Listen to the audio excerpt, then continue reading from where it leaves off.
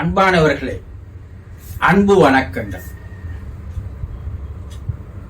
அகால மரணம் அடைந்தவர்களுடைய ஆன்மாக்கள் என்ன நிலையில் இருக்கும் என்று ஒரு அன்பர் கேட்டு இருக்கிறார். அவர் குடும்பத்தில் யாரோ கார் விபத்தில் இறந்திருக்கிறார். ஆனால் அவர் குடும்பத்தில் அன்றையிலிருந்து அவர்களுக்கு நிம்மதி இல்லை. அந்த ஆன்மா சாந்தி அடைந்திருக்குமா இல்லையா என்பது அவர்களுடைய சந்தேகம். அதனால் அவர்கள் அந்த கேள்வியை கேட்டு இருக்கிறார். அகால மரணம் என்பது என்ன? மரணத்தில் இரண்டு வகை உண்டு. கால மரணம், அகால மரணம். கால மரணம் என்றால் இறைவன் ஒரு மனிதனுக்கு கொடுக்கப்பட்ட ஆயுள் முழுவதும் அவன் வாழ்ந்து கடைசியாக அவன் ஆயுளை முடித்துக் கொண்டு மரணம் அடைவதற்கு பெயர் கால மரணம். இறைவனால் கொடுக்கப்பட்ட காலம் முழுவதும் அவன் வாழ்ந்து இறந்து போவது. அகால மரணம் என்பது இறைவன் கொடுக்கப்பட்ட அந்த ஆயுள் முடிவதற்கு முன்பே எதிர்பாராத விதமாக விபத்தில் சிக்கி உயிரிழந்து போவது. அல்ப ஆயுசுல உயிர் போயிடுச்சுப்பா சொல்றாங்க இல்லையா, அதுதான் இது. இதை துர்மரணம் என்று கூட சொல்லுவார்கள். அப்போ அந்த அகால மரணம் அடைந்தவர்களுடைய ஆன்மாக்களில் சாந்தி அடையாது. என்ன குருஜி இப்படி சொல்றீங்க? ஆமா, ஒருவர் அலுவலகத்துக்கு சென்று கொண்டிருக்கிறார். ஒரு டூ வீலர்ல அலுவலகத்துக்கு போகிறார். வீட்டில் சில பொருட்களை வாங்கி வருமாறு அவருக்கு வலியுறுத்தி இருக்கிறார்கள், சொல்லி இருக்கிறார்கள். வேலை முடிந்து திரும்பி வரும்போது இந்த பொருட்கள் எல்லாம் வாங்கி வாருங்கள் என்று சொல்லி அனுப்பியிருக்கிறார்கள். அந்த எண்ணத்தோடு போகிறார். அலுவலகத்தில் என்னென்ன வேலையை செய்ய வேண்டும் என்பதையெல்லாம் நினைத்து கொண்டு போகிறார். அந்த நிமிடம் வரை அவர் இறப்போம் என்று நினைத்து கூட பார்க்கவில்லை. திடீரென்று ஒரு கார் அவரை வந்து மோதுகிறது. தூக்கி வீசி அடிக்கப்படுகிறார். தலை போய் தரையில் மோதுகிறது. ரத்தம் தேங்கி போகிறது. காது வழியாக ரத்தம் வந்து விடுகிறது. அந்த நிமிடத்தில் அவர் கண் விரிந்து சுற்றி இருப்பவர்களை பார்க்கிறது. அதே நேரத்தில் அவருடைய இருதயம் நின்று விடுகிறது. நாடி துடிப்பு நின்று விடுகிறது. தலையில் அடிபட்டதால் மூளையினுடைய செயல்பாடு நிறுத்தப்பட்டு விடுகிறது. எதிர்பார்த்தாரா? இன்னும் 10 நிமிடத்தில் அலுவலகத்துக்கு போய் சேரப்போகிறவர் அலுவலகத்தில் எந்தெந்த காரியங்கள் செய்ய வேண்டும் என்று நினைத்துக் கொண்டு போய் கொண்டிருப்பவர் மாலை திரும்பி வந்தது மனைவி மக்களை அழைத்துக் கொண்டு எங்கெங்கு போக வேண்டும் என்று ஒரு எண்ணத்தோடு போய் கொண்டிருப்பவர் இறப்பை பற்றி நினைத்தே பார்க்காத அந்த நேரத்தில் எதிர்பாராத விதமாக அதிர்ச்சி தரும் வகையில் வந்து அந்த கார் மோதியதும் தூக்கி வீசி அடிக்கப்பட்டு உடனடியாக உயிர் பிரிந்து போகிறது இல்லையா? அந்த நிமிடத்தில் அந்த உயிர் பிரிகின்ற அந்த கடைசி நிமிடங்களில் அந்த கண் பார்வையானது குத்திட்டு நிற்கும். என்ன ஆச்சரியம், ஒரு அதிர்ச்சி, ஒரு எதிர்பாராத ஒரு நிகழ்வு. அப்ப உடல்ல ஒரு விதமான மாற்றம் ஏற்படுகிறது. அப்ப அந்த இடத்தில் பிரிந்த அந்த உயிரானது, அந்த ஆன்மாவானது அந்த இடத்தின் மேலேயே நிற்கிறது. நன்றாக தெரிந்து கொள்ளுங்கள், ஒருவர் இறக்கும் போது அவருடைய தூள உடல் தான் பாதிக்கப்பட்டு சிதைந்து போகிறது தவிர அந்த தூள உடலுக்குள் இருக்கின்ற மன உடலும் உயிர் நுண் உடல் என்று சொல்லக்கூடிய ஆன்மாவும் அந்த தூள உடல் விட்டு வெளியேறி விடுகிறது.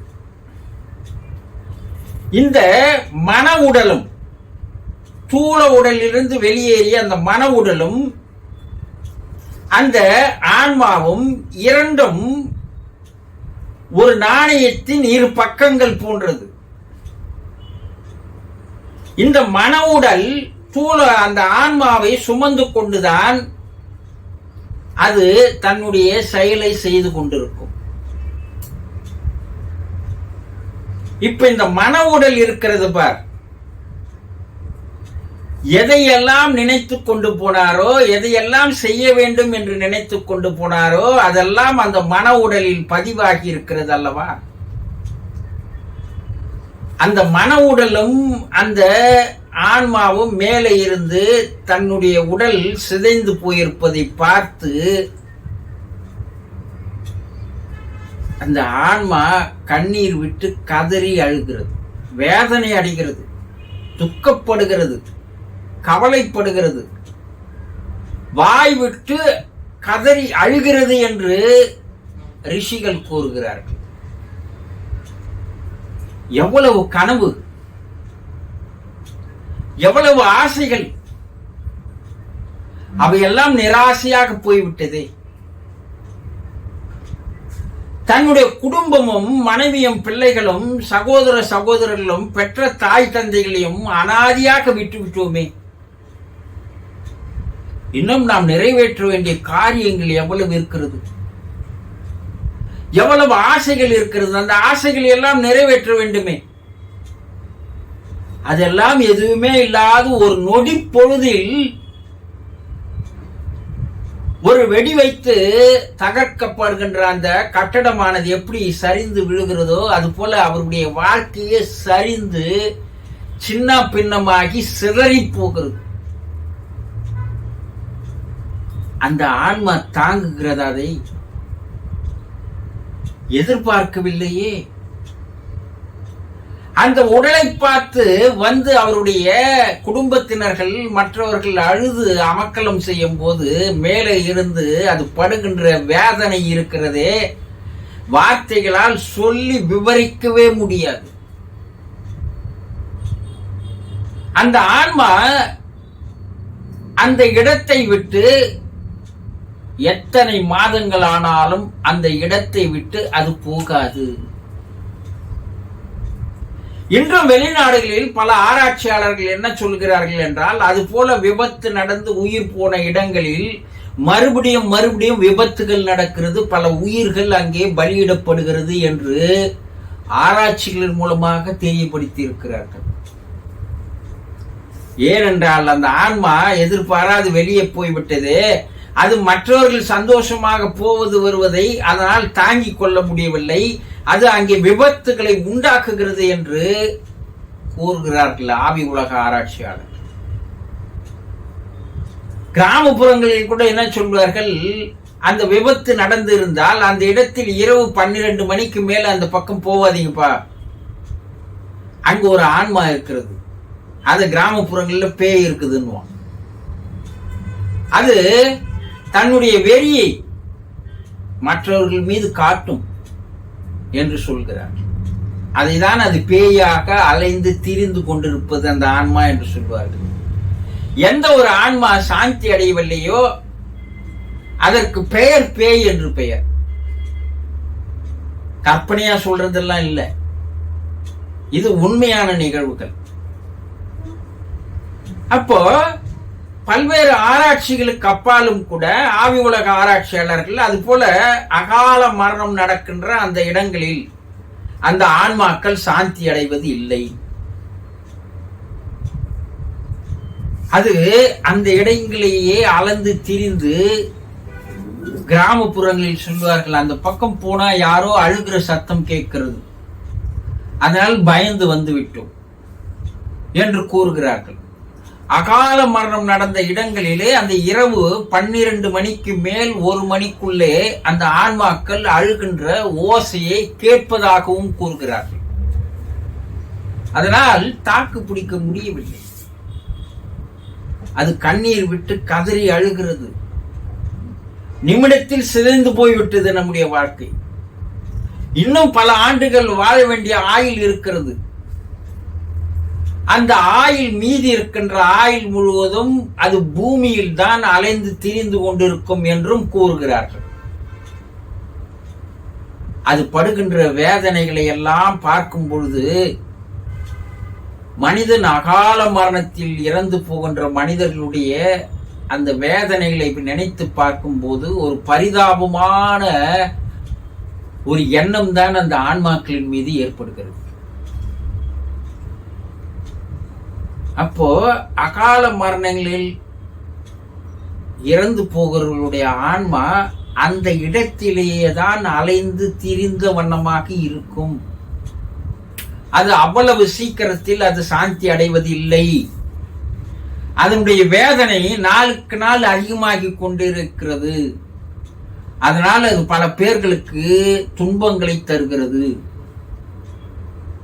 இதை சில புத்தகங்களில் பார்க்கும் போது, வெளிநாடுகளில் சில குறிப்பிட்ட இடங்களில் அந்த ஆன்மாக்கள் செய்கின்ற லீலைகளை எல்லாம் விலாவரியாக அந்த இடத்தில் சென்று பல்வேறு உயிர்கள் பலியாகுவதை அவர்கள் குறிப்பிட்டு கூறுகிறார்கள்.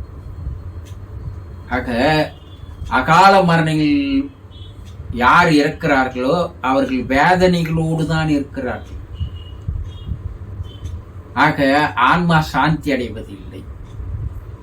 புரிந்து கொண்டீர்களா? சந்தோஷம்.